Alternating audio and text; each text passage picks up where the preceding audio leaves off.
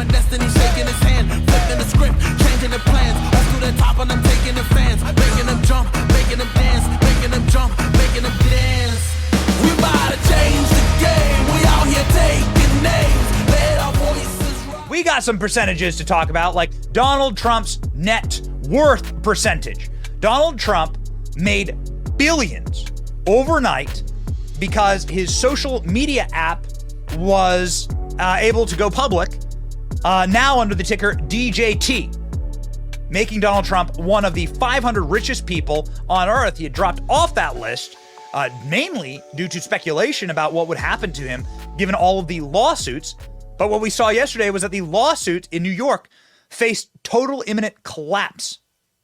The appeals court cutting the $500 million price tag down to a fraction of that, and then like essentially vacating the entire ruling. Never a good sign. Remember, Donald Trump's going to take this to appeal.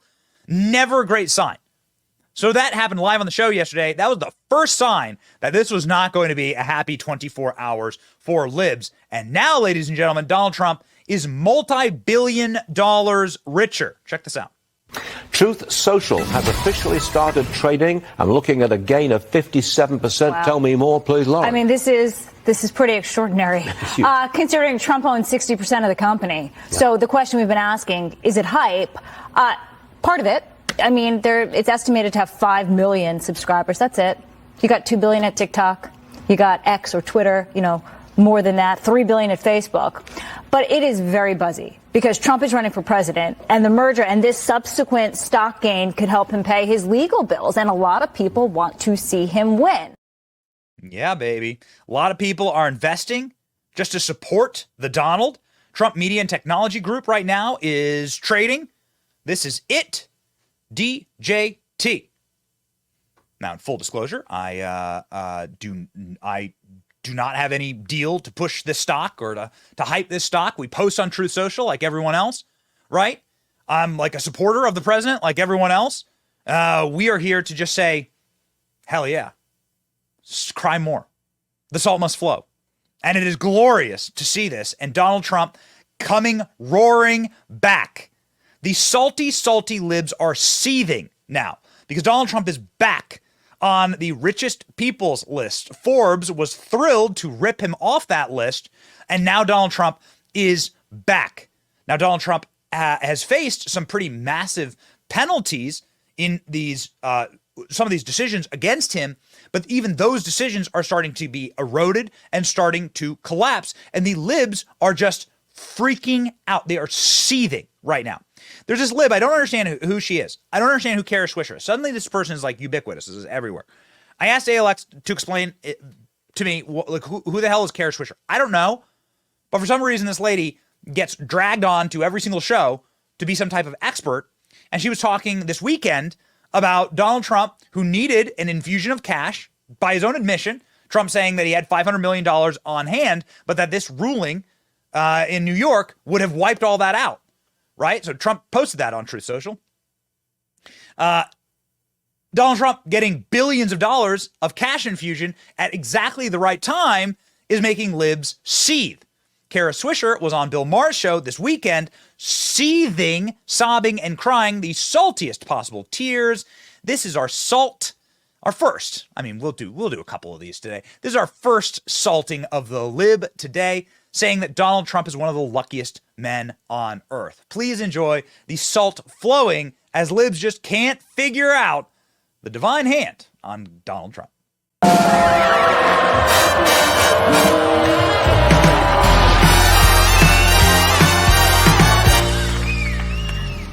No, he actually just got this guy is the luckiest guy in the world, but Trump Social, Trump Social, it's Trump Social, but Truth Social just got permission to go public. Right. And so his stake, because it's a meme stock, a little like GameStop, is worth $3.5 billion right now, and it could go higher if people bid it up. So. He definitely made a deal with the devil at something. Because he always lucks out on everything. Yeah. He has the best enemies. Look at Michael Avenatti. Look at Fani Willis now in Georgia. The best enemies. Right. It helps him so much. And Merrick Garland. fucked it all up. He's dithered for, now we're probably not even going to see any of the trials. He just always lucks his way into everything. Some people would call that providence. The salty, salty libs pouring salt, saying this is just the luckiest guy on earth. And the administration has effed everything up. I mean, not the fact that the administration is going after this guy like they were committed Marxists in the Soviet Union, but they have effed it all up. None of these cases are going to trial. And the embittered libs who hate Donald Trump are saying, the guy needs cash and suddenly he's going to get billions of dollars injected into his bank account. Yeah, baby. Yeah, baby. This is the time. Now yesterday we were live, so we didn't get to actually like suss all of this out, but it was a glorious moment when the appeals court decided yesterday to take that $500 million bond, which there's no such thing as a $500 million bond. Like nobody gets a $500 million bond. That's never happened before in American history. They're doing this to obviously penalize Trump, to suck the resources dry. The 8th Amendment actually protects us from excessive bail. So can I get the language of the 8th Amendment, please? Because I don't have it memorized. I know. I don't have my 8th Amendment memorized, but I know what it entails. It entails excessive bail, and it entails excessive fines and excessive penalties. I mean, you could really argue that Donald Trump has a constitutional issue on his hands here, ladies and gentlemen. But the 8th Amendment obviously is written in order to protect the original colonists from the... Here we go, ladies and gentlemen. Here we go. Excessive fines. Excessive bail shall not be required, nor excessive fines imposed, nor cruel and unusual punishments inflicted. There we go. So, how would you call this an excessive fine? Well, Bernie Madoff defrauded thousands of investors billions of dollars. Sam Bankman-Fried defrauded thousands and thousands of investors billions of dollars. Their bails were set at a pittance. Were set at a fraction of what Donald Trump's bail was set at for a non-crime of paying back his loans. So that's excessive bail. I mean, that's what you'd be able to effectively argue that in court. You'd be able to take this to the Supreme Court, and Donald Trump might be able to get a ruling against the court, against Letitia James. Letitia James might be the person who gets like a ruling against her, and then Donald Trump may be able to bring suit. It's going to be really interesting to see how this plays out, but it's never a good sign when the appeals court is already saying, whoa, you're doing unconstitutional things to this guy. So the appeals court lowered what Donald Trump had to pay yesterday and then struck down an enormous portion of the ruling itself. So the judgment by Arthur Edgernon, creepy, old, washed up hippie who likes taking nude selfies in the bathroom at Planet Fitness, this guy issued a ruling out of his seething, vile, orange man bad, TDS, deranged hatred of Donald Trump. And the appeals court is already getting to work on this thing. It's kind of like Scott McAfee already like kicking out half of Fani Willis's charges against Trump. They're like these higher, more judicial, more ponderous, with jurisprudence courts with better judges, and not like the super low-hanging sociopaths like Edgernon or Fani Willis. These courts are taking these rulings and shredding them. It's amazing. When Trump found out about it, there was a special, this was memed into infinity, Donald Trump being asked by the press how he's going to pay off the now much reduced bond, is our base bomb of the day, ladies and gentlemen. Let's go.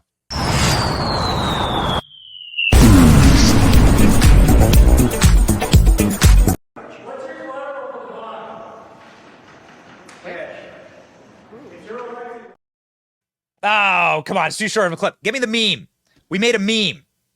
Boys, get me the Trump thug life meme. Everyone was saying, this is meme content. Donald Trump gets asked, how are you going to pay the bond? Cash. He turns around. He just knows the guy. It's like the guy. It's just it's just watching the master do his work. Okay, get me the meme. Get me the meme, boys. We made one yesterday. So Donald Trump, in a press conference yesterday, was talking about why they are issuing these, like what the strategy is here. The strategy is to bleed Trump dry. They know he's a rich man. They know he could self-fund for president. He did so in 2016. And they know that he can fight them. Unlike you or me, who does not have the capacity to fight like this, Donald Trump could. Trump saying they're going to bleed me dry. They don't want me to have any money for my election. Can you give us a little bit more detail about the timing of when you plan to secure the bond and how exactly you're planning to pay the bond? Well, as I say, I have a lot of cash. You know I do because you looked at my statements. I mean, you've been examining my statements for a long time, and I have much more than that in cash. But I would also like to be able to use some of my cash to get elected. They don't want me to use my cash to get elected. They don't want that. They don't want me taking cash out to use it for the campaign. And they looked at it, and this judge looked at it, and he's part of the whole deal. And, well, he's such a disgrace for this city. Again, the most overturned judge. There's never been that we can find a case where a judge has been overturned now 5 times. It was 4 times, now it's 5 times. So Donald Trump is making the case that this is obviously meant to liquidate his campaign funds, and that all of these rulings are meant to bankrupt him so he cannot run for president. Not really to actually put him in jail, but just to extract money from him so that he cannot operate any longer. We also saw yesterday some vintage Trump back at it. Donald Trump talking to reporters in a way that, harkens us back to old times. Frankly, it's none of your business.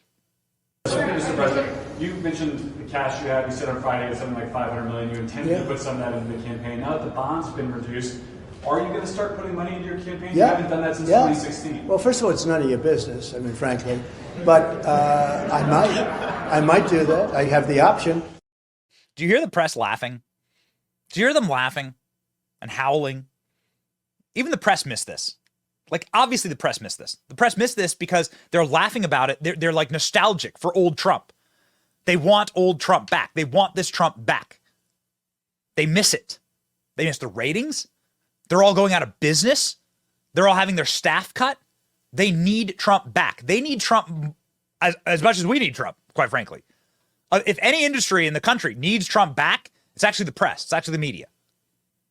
Without Trump, my prediction is, and this will age like a fine French wine, pin this right now. Without Trump, you will see the total and complete immolation and abject collapse of cable news, of print media. I mean, they're already on their way to collapse, but like Trump is the one pin that like holds it all together. And when that pin gets pulled, it's over. It's over. Game over. Like you'll have a media apocalypse like you've never seen before, ladies and gentlemen. So, of course, the reason why you have that media apocalypse is because the media hates you and hates their audience. They hate their audience, and you can tell they hate their audience because of clips like this. This is something that's been happening time and time again, where while Donald Trump is talking, MSNBC and CNN, who are the worst offenders here, cut away. They don't think their audience is smart enough to listen to Donald Trump. They actually hate their audience so much that they don't take the president. This is why when we do lives during Trump events or during big hearings, we shut up. I don't like cut away, and we don't talk over what's going on because I know that you are smart enough to actually interpret the event correctly. And I believe you and I trust you, and I know that you and me are the same, right? We're Americans, and we're wanting to save the country together. And so we're going to interpret these events the same. And it's not my job to protect you or to cover your eyes because you can't take it. But MSNBC sees that as their job. This is how much they love censorship. The people who they censor the very most is not the right, it's the left. They censor for their own audience to protect them from the mean words of Donald Trump. Here we go. He is then going to make remarks. I'll just step aside here, Andrea. Yeah, Vaughn, let's listen. And now they're fighting over days because they want to try and do it during the election. This is election interference. That's all it is. Election interference. And it's a disgrace. We'll obviously be appealing. but this is a pure case of voter intimidation and election interference, and it shouldn't be allowed to happen. This case could have been brought by the DA, but they... And the former president is repeating what he has said often, that this is a case of election interference, which is arguably not the fact. Mara Liasson, let's you jump in here as well. They're talking about the way that he has been successfully spinning a lot of this. Isn't that amazing? Isn't it remarkable to see it? It's like watching 1984 in real time. It's like watching a George Orwell novel in real time. It's better to have Andrea Mitchell, the old fossil bat, like mule and bitch, over Trump's comments than to actually listen to Trump's comments. This is how much they love censorship.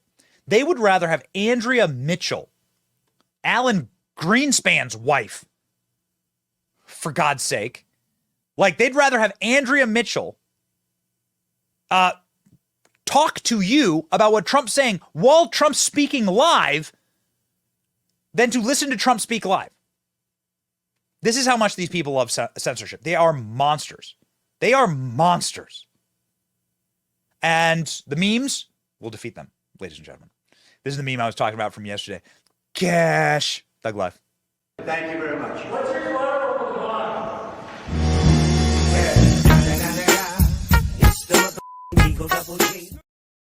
All right, baby. Donald Trump, you cannot defeat the meme energy. And that meme energy is causing libs to, of course, melt down in the saltiest of fashions. I told you we'd have multiple salty libs on the show. And ladies and gentlemen, this is going to be like a rainy day in the Midwest when the slugs come out and you get the salt out today, because it is not just raining, it is pouring right now. Good news for Donald Trump. Former New York assistant DA on MSNBC triggered by appeals court ruling. This is infuriating. And listen to the clip. You're going to love this. Listen to the guy, like, explain why he's angry, right? So, like, okay, explain yourself. Why are you angry, dude? And he's like, because I don't like Trump. It's incredible. It's a remarkable clip. So in America, you get a right to appeal. Everyone has a right to appeal. There's obviously an egregious ruling that breaks. It is an unconstitutional ruling. And he's like, but Orange Man, he's bad. This is the quality of leftist discourse right now. Go.